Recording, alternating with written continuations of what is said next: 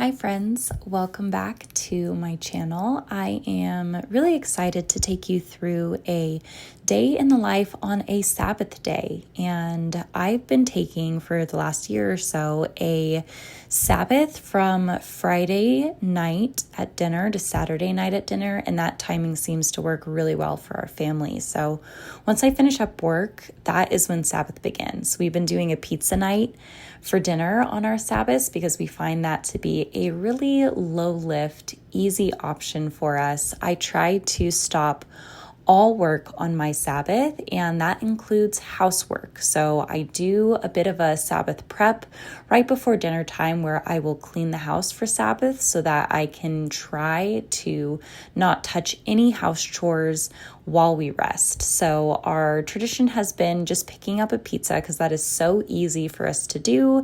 And this is kind of our go-to order. Henry likes it. Our 2.5-year-old likes it. He has his little Hawaiian pizza. And so we're all just kind of a fan. So that's when Sabbath starts, is about 5 o'clock when I go get that. And then what follows after that is sometimes a movie night, and sometimes it's just a really peaceful evening reading.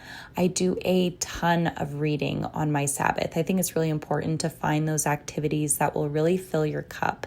And for me, I feel really energized when I'm able to fully submerge myself in a completely fictional world.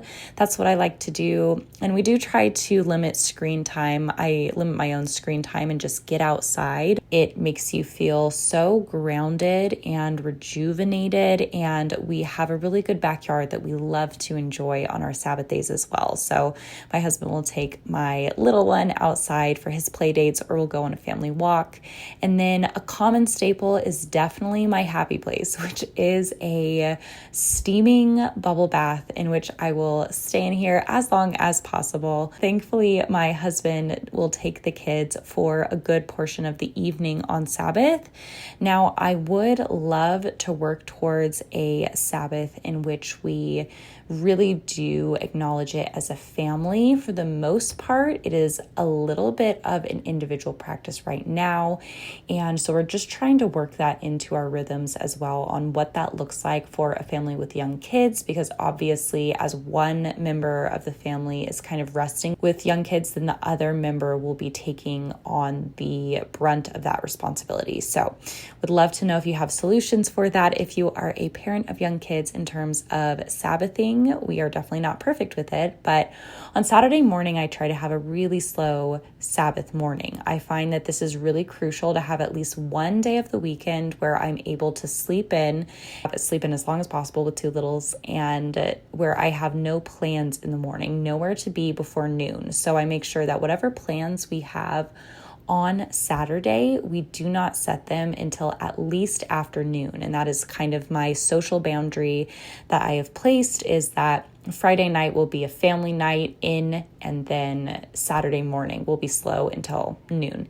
So I usually sleep in as long as possible, grab a coffee first thing in the morning, because that is a must. And then I'll make a really low lift breakfast. But thankfully, while the coffee is brewing, as the boys kind of take a little bit to get going, because both of our boys do pretty well with sleeping in. They definitely don't rise with the dawn, which I'm really grateful for. And so I usually do try to start my Sabbath with a devotion. I will do that devotion the same length as I typically do during the week. The only change that I really make to my Sabbath devotions is that instead of making requests, so usually my prayer life will involve asking God for things, as I think is super, super common. But on my Sabbath, I try to transition my brain into a place of gratitude rather than want. So keeping myself in a state of contentment as opposed to desire. And so what I really focus on Sabbath is to just keep my prayer journals, my thoughts centered on gratitude, on reflection. And I do that a lot through journaling. I am a big journaler. I keep a 5-year prayer journal where I will just keep a paragraph of notes, which is a prayer note for the day, and that is compared against 5 years. And so I am on year 2 of this 5-year prayer journal.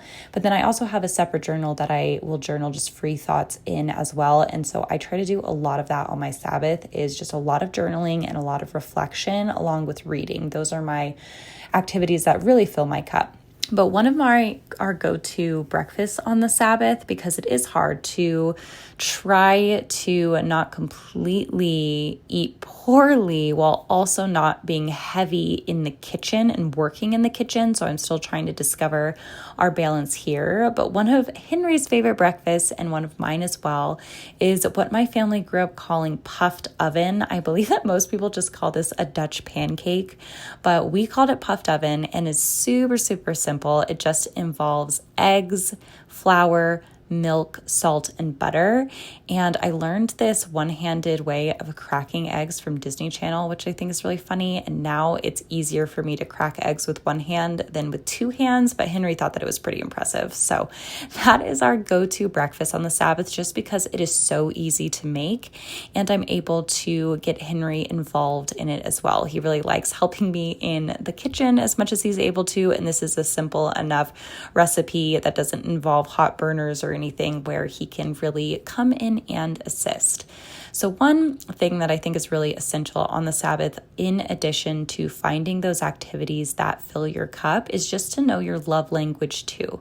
Your love language will make you feel really restored, and mine is quality time. So spending quality time with my loved ones and quality time with my community, I think, is really important. So we're trying to find ways to balance both on the Sabbath, both that personal recharge time with our individual immediate family unit, basically my husband and my 2 little boys, while also not being complete hermits. And so our boundary to that is kind of like what I said earlier, is to not do any social plans before 12 on Saturday of the Sabbath, but then trying as much as I can to make social plans after noon on the Sabbath. And so this day in particular, we actually went over to my parents' house in the afternoon to spend some time with them. I didn't film that just because I wanted to be really present, and that involved some good quality conversation. So a big part of quality time is quality time with quality conversation. It's not just spending time adjacent to someone, because,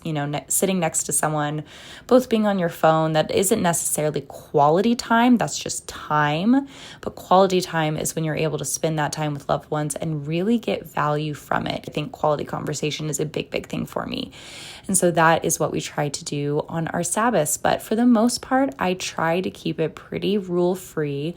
For myself, I just have a no cell phone scrolling rule. So I turn my phone on Do Not Disturb. I keep text messages and phone calls open so that I can still get any emergency calls and still get notified for texts from my family and friends. But all of their notifications, all of their social media apps, anything like TikTok, Instagram, anything like that, I do not get on for 24 hours. And I think having that boundary in my week is really important and really valuable for me. I also spend time doing an everything shower on my Sabbath, and I definitely try to hit it every week on my Sabbath just because I feel so refreshed by doing that. But I think a lot of people can also do that during their Sunday reset maybe. But for me, it's a really restorative activity to be doing as well. So this is me getting ready for the day for that social outing at my family's house. And right after we do that, I just came home and did some creative writing in the book that I'm writing.